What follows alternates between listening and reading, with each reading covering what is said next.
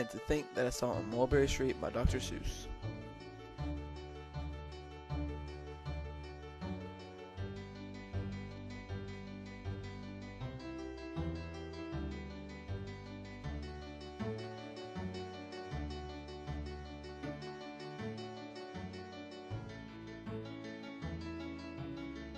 When I leave home to walk to school, my dad always says to me, "Marco, keep your eyelids up and see what you can see." But when I tell him where I've been and what I think I've seen, he looks at me and sternly says, "Your eyesight's much too keen. Stop telling yourself outlandish tales. Stop turning minnows into whales." Now, what can I say when I get home today? All the long way to school and all the way back, I've looked and I've looked and I've kept careful track. But all that I've noticed, except my own feet, was a horse and a wagon on Mulberry Street.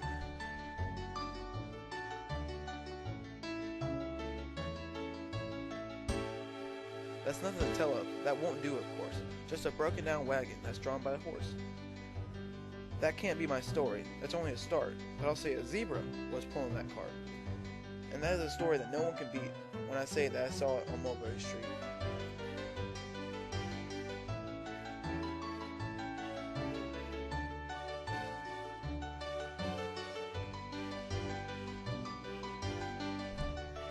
Yes, the zebra is fine, but I think it's a shame. Such a marvelous beast, with a cart so tame.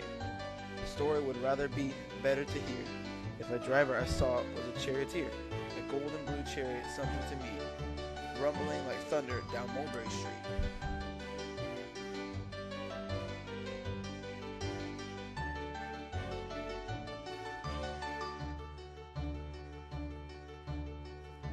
No, it won't do at all. A zebra's too small. A reindeer is better. He's fast and he's fleet.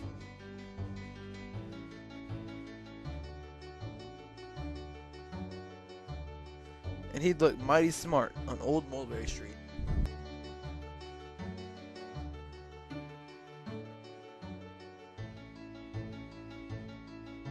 Hold on a minute, there's something wrong.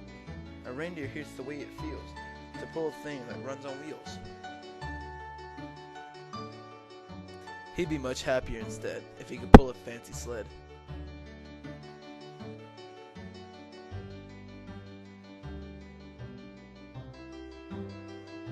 Huh, a reindeer and sled. Say, anyone could think of that. Jack or Fred or Joe or Nat. Say, even Jane can think of that.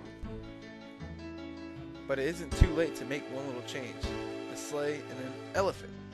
There's something strange. I'll pick one with plenty of power and size. A blue one with plenty of fun in his eyes. And then, just to give him a little more tone, have a Raja with rubies perched high on a throne. Say, that makes a story that no one can beat when I say that I saw it on Mulberry Street. But now, I don't know. It still doesn't seem right. An elephant pulling a thing that's so light would whip it around in the air like a kite. But he'd look simply grand, with a great big brass band.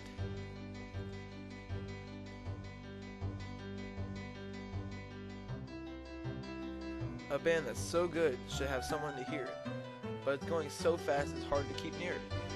I'll put on a trailer. I know they won't mind if a man sits and listens while hitched on behind. But now, is that fair? Is it fair what I've done? I'll bet those wagons weigh more than a ton. That's really too heavy a load for one beast. I'll give him some helpers.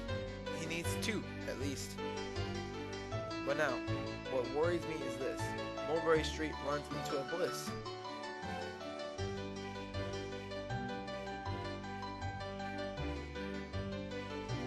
Unless there's something I can fix up, there'll be an awful traffic mix-up. It takes police to do the trick, to guide them through where traffic's thick.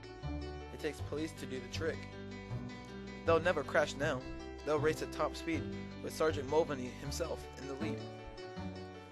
The mayor is there, and he thinks it's grand, and he raises his hat as they dash by the stand.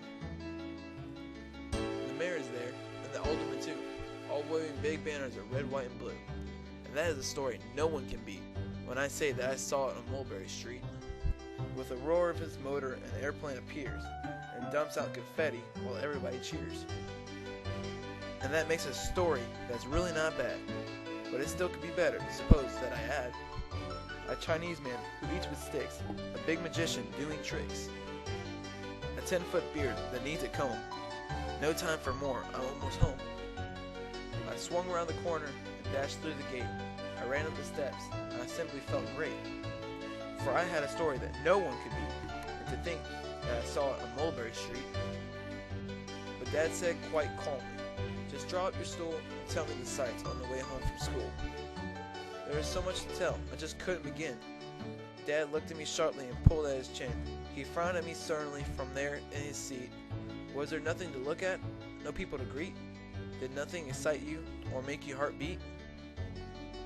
Nothing, I said, growing red as a beet, but a plain horse and a wagon